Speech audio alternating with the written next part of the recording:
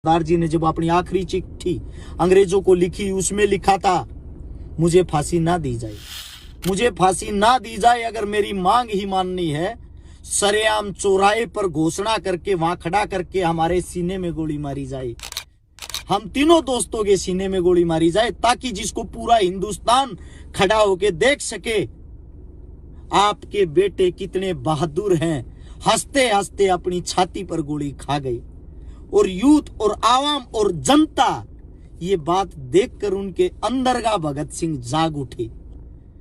अंग्रेजों की ये चिट्ठी पढ़कर ही रोंग रोंग खड़ा होकर थर थर कांपने लग गए थे अंग्रेज, ये सोचकर इस इंसान की मानसिकता कितनी गहरी है।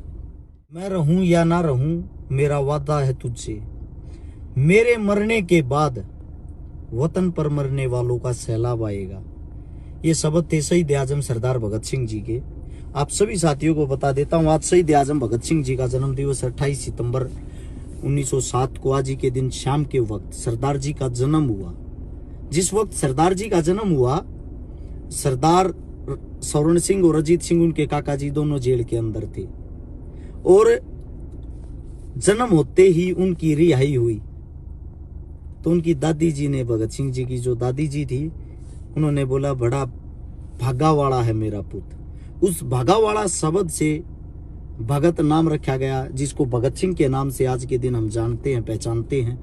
आप सभी साथियों को बता देता हूं, शहीद आजम भगत सिंह के जन्म दिवस पर आज 3 प्रोग्राम अटेंड करके आप लोगों के नाम कुछ संदेश देना चाहता था, मेरा दिल था। क्योंकि प्रोग्राम के अंदर जाते हैं ताकि उनकी विचारधारा आगे फैले। बड़ा दुख होता है उन प्रोग्रामों में, वहां पे डांस होता है या डीजे बजता है या और कोई इसी प्रकार का प्रोग्राम हो कि भाषणबाजी ना हो पाए। जब तक उनके विचार आगे नहीं फैलेंगे, मेरा मानना यह है, हम शहीद आजम वाली क्रांति दोबारा से नहीं ला सकते। आप सभी साथियों को बता देता हूं, जब 4 साल का एक लड़का अपने माता पिता से सीखकर और खेत में बंदूकें बोने के लिए चला जाता, उसी का नाम भगत सिंह था। एक 10 साल का लड़का डीएवी स्कूल से 9वीं पास कर लेता, उसी का नाम भगत सिंह था। एक 14 साल का लड़का बिना 10वीं पास किए डायरेक्ट नेशनल कॉलेज में जिसका एडमिशन हो जाता, उसी का नाम भगत सिंह था। आप सभी साथियों को बता देता हूं, भगत सिंह एक पढ़ा लिखा था, 5 भाषाओं का उसको ज्ञान था, नॉलेज थी। हिंदी, इंग्लिश, उर्दू, पंजाबी, बंगाली, ये सभी लैंग्वेजें भगत सिंह को आती थी। शहीद आजम की जब 16 साल की उम्र में शादी करवाने की बात हुई, अपनी माताजी को पत्र लिख के घर से निकल गया और बोला, आजादी ही मेरी दुल्हन, मेरी माँ, मेरे को बांध के मत रख, मैं क्षमा चाहता हूं, मैं इस लायक नहीं हूं। यहां से जाता है कानपुर, उसको वहां मिलता उसका आदर्श, उसका गुरु शहीद आजम चंद्रशेखर। आप सभी साथियों को बता देता हूं, कुछ भगत सिंह को चाहने वाले, उन्होंने जातियों में बांट दिया इन आदमियों को कि भगत सिंह तो जाटों का था, चंद्रशेखर पंडितों का था। गौर करने की बात, ये सब एक थे, एक साथ रहते थे, एक थाली में खाते थे, एक दूसरे के लिए जान देते थे। कुछ भाई मेरे को भी कहेंगे, आप भगत सिंह की विचारधारा से कैसे सहमत हो, आप तो हाथ में इतनी चीजें पहनते हो, भगवान को मानते हो। आप सभी साथियों को बता देता हूं, मैं चंद्रशेखर का भी चाहने वाला हूं। वो भगवान के कितने कट्टर भगत थे, दोनों की विचारधारा कितनी अलग होते हुए भी एक साथ रहते थे। जब चंद्रशेखर एक जनेऊधारी पंडित भगवान को याद करता था, तो भगत सिंह उसके सामने पिस्तौल लेकर उसकी रक्षा करता था, कभी कोई गोरा लोग ना आ जाए। और इन्हीं के संगठन से अशफाकुल्ला, जो एक मुसलमान थे, जब वो नमाज अदा करते थे 5 वक्त की, उन्हीं का साथी था पंडित राम प्रसाद बिस्मिल, जो उनकी रक्षा करता था। जब अशफाकुल्ला राम प्रसाद बिस्मिल को बोलता, भगवान के नाम लो, मैं आपकी रक्षा करता हूं, वे एक दूसरे पर इतना विश्वास, इतना ट्रस्ट करते थे। 20 साल की उम्र में भगत सिंह पहली बार जेल गए, 5 हफ्ते जेल के अंदर रहे। 60,000 रुपए में भगत सिंह जी की जमानत हुई। 60,000 रुपए उस वक्त बहुत बड़े होते थे। अब हम भगत सिंह को कितना पढ़ते, कितना जानते हैं। आज भगत सिंह के मैं जेल के आप लोगों को कुछ आखिरी वक्त बताता हूं, आखिरी दिन, आपकी आंखों में आंसू आ जाएंगे। बड़ी चीज क्या है वो समझना हमारे को बहुत जरूरी। जो संदेश देके गए हैं, उनका कहना यह था आप सभी साथियों को बता देता हूं, तलवार से कभी क्रांति नहीं आती, कलम से क्रांति आती है, विचारधारा से क्रांति आती है। भगत सिंह एक विचारधारा थे। 23 मार्च 1931 जो शहीदी दिवस था, जिस दिन फांसी दी गई, वो फांसी का सही समय नहीं था। 24 तारीख को फांसी दी जानी थी, 24 मार्च को, लेकिन 23 को क्यों दी गई? 23 तारीख सुबह लाहौर सेंट्रल जेल में जोर की आंधी आती है, हल्की हल्की बारिश होती। 13, 14, 15 नंबर बैरक में भगत सिंह, सुखदेव, राजगुरु थे। 14 नंबर बैरक में भगत सिंह था। 6x6 की बारीक, जिसमें कच्ची कच्ची छोटी छोटी घास उगी हुई होती थी। 5 फुट 10 इंच का शरीर भगत सिंह का, जिसके अंदर 57 किलो वजन जेल के अंदर गया जब था। फांसी के वक्त 62 किलो वजन था। 27 की कमर थी, 32 की छाती थी, 7 से 8 नंबर का जूते का साइज था पैर का। खाकी कलर की एक शर्ट पहन रखी थी नीचे, जो आप वुडलैंड टाइप के जूते देखते हो, खाकी कलर के उस टाइप के जूते थे। सरदार जी बैठे हुए थे, विश्राम कर रहे थे। उसके पास में कच्चा मटका रखा हुआ था पानी पीने का।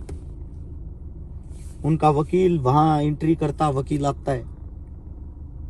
वकील आते ही भगत सिंह की आंखों में देखता है, बताता शेर की तरह भगत सिंह इधर उधर बैरक में घूम रहा था अपनी। उनको बोलता है, क्या आप मेरी किताब लाए? भगत सिंह बोलता है, क्या आप मेरी किताब लाए? यानी कि उस वक्त भी उनके दिल में पढ़ने की एक उम्मीद, एक जिज्ञासा थी, ताकि वो समाज को कोई संदेश दे सके। उनके पिताजी ने भी एक बार कहा था, बेटा माफी मांग लो, आपको राहत मिल जाएगी, उम्र कैद हो जाएगी, फांसी नहीं होगी। अपने पिता को शहीद आजम ने कहा था, सरदार जी, सरदार असरदार होता है, आप सरदार होके कैसी बातें कर रहे हो? मैं चिट्ठी जरूर लिखूंगा, लेकिन चिट्ठी वो लिखूंगा अंग्रेजों को कि आपको भी पढ़ के गर्व होगा। सरदार जी ने जब अपनी आखिरी चिट्ठी अंग्रेजों को लिखी, उसमें लिखा था, मुझे फांसी ना दी जाए, मुझे फांसी ना दी जाए। अगर मेरी मांग ही माननी है, सरेआम चौराहे पर घोषणा करके, वहां खड़ा करके हमारे सीने में गोली मारी जाए, हम तीनों दोस्तों के सीने में गोली मारी जाए, ताकि जिसको पूरा हिंदुस्तान खड़ा होके देख सके, आपके बेटे कितने बहादुर हैं। हंसते हंसते अपनी छाती पर गोली खा गए। और यूथ और आवाम और जनता ये बात देखकर उनके अंदर का भगत सिंह जाग उठे। अंग्रेजों की ये चिट्ठी पढ़कर ही रोंग रोंग खड़ा होकर थर थर कांपने लग गए थे अंग्रेज, ये सोचकर इस इंसान की मानसिकता कितनी गहरी है। जब जो आखिरी वक्त था, आखिरी दिन था जेल के अंदर का, जेल का नाई बरकत सिंह गेट बंद करता हुआ आता, ओए आज मेरा भगता नहीं रहेगा, ओए ये अंग्रेज लोग उसको खा जाएंगे।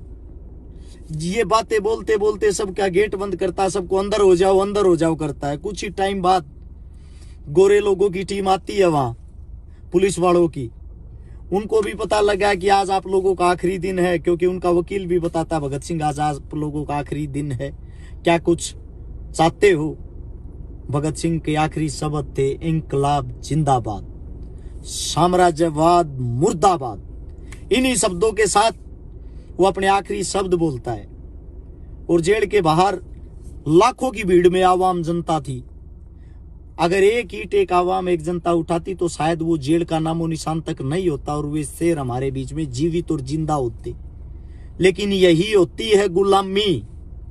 जब हम किसी चीज पर बोलते हैं, आप लोगों को कुछ दिखाते हैं, सिखाते हैं, हमारी खिलाफत हमारे ही भाई करते हैं या बैठ के तमाशा देखते हैं।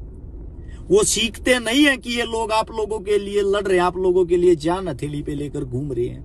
हमने उसी शहीद आजम से सीखा बेबाक बोलना, उसी को पढ़ के सीखा है। जो करना है वो समाज को, भाईचारे को, हिंदुस्तान को जोड़ने का काम करना, तोड़ने का नहीं। उस वहीं से जब शहीद आजम भगत सिंह, जिनकी आखिरी ख्वाहिश थी, जिनका मलमूत्र साफ करता था भोगा, जो भंगी था, भोगा भंगी प्यार से बोलते थे उसको। उस वक्त भी ये माना जाता था कि ये दलित समाज से है। उस टाइम भी ऊंच नीच का बड़ा भेदभाव था।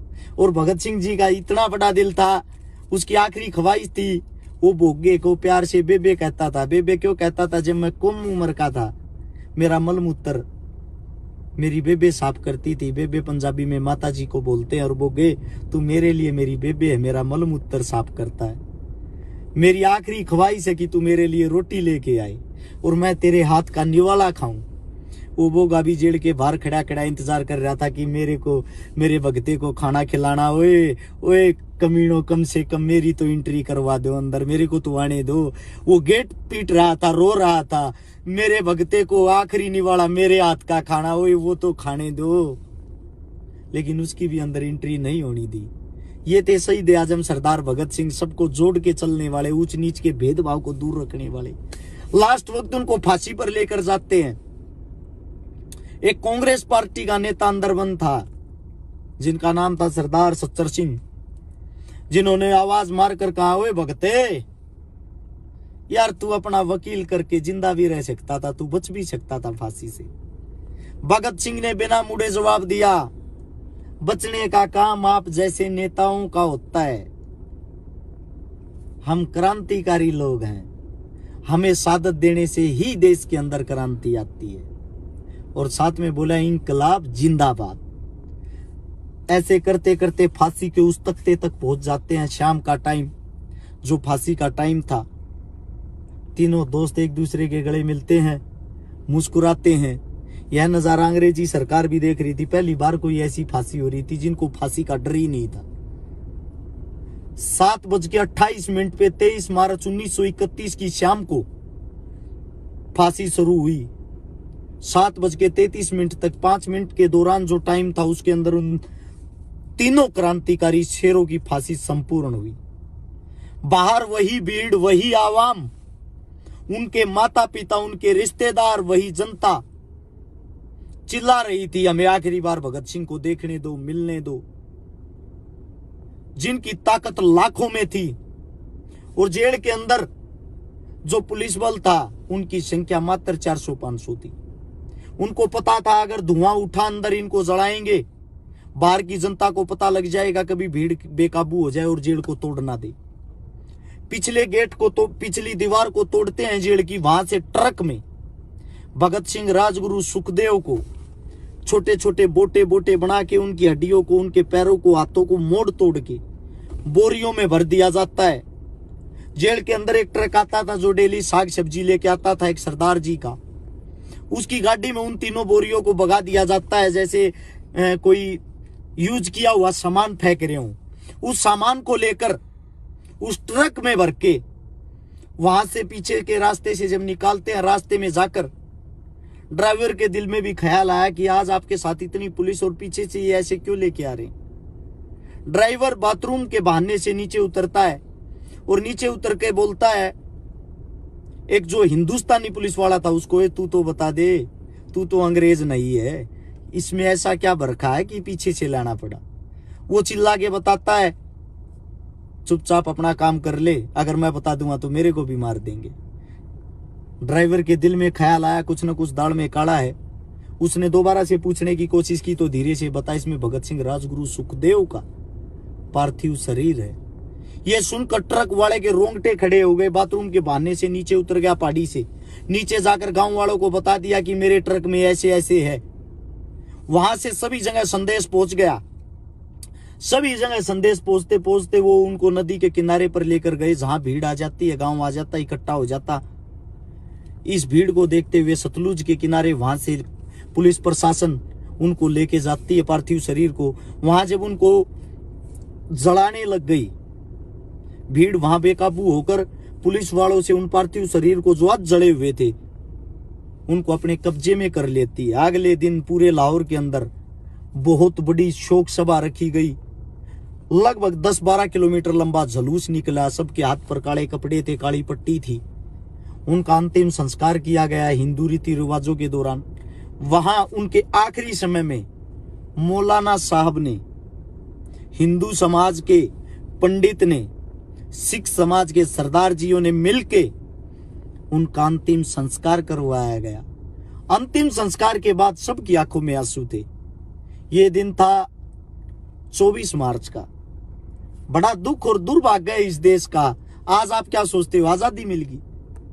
जो उनका सबसे बड़ा, जिसको आदर्श मानते थे, जो गुरु था, इनकी जो कम्युनिटी थी उसका नाम था हसरा, हिंदुस्तान सोशलिस्ट रिपब्लिक एसोसिएशन। ये इनका एक संगठन था।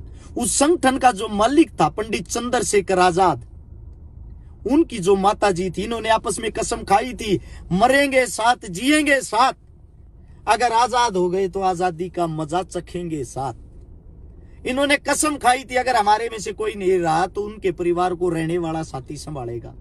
47 में आजादी के बाद एक सदाशिव नाम का साथी चंद्रशेखर का जेल के बाहर आता है, जो चंद्रशेखर की माता जी को ढूंढना शुरू कर देता। पता लग जाता कि अभी वो जीवित है, माता जगरानी देवी। वो दर दर की ठोकर खा रही थी, लोग आगे खेता में जा जाके लकड़ी तोड़ तोड़ कारे पर लकड़ी घेरे आरती उड़े तो उसने 2 वक्त की रोटी मिल लिया आरती। अकेली थी, उसको लोग ये भी कहते थे, चोर की मां यहां मत घुस जाना। वो प्यार से चंद्रशेखर को चंदू कहती थी, मेरा चंदू चोर नहीं था, मेरे चंदू ने इस देश के लिए शहादत दी, आप ऐसे कैसे कह सकते हो। 47 के बाद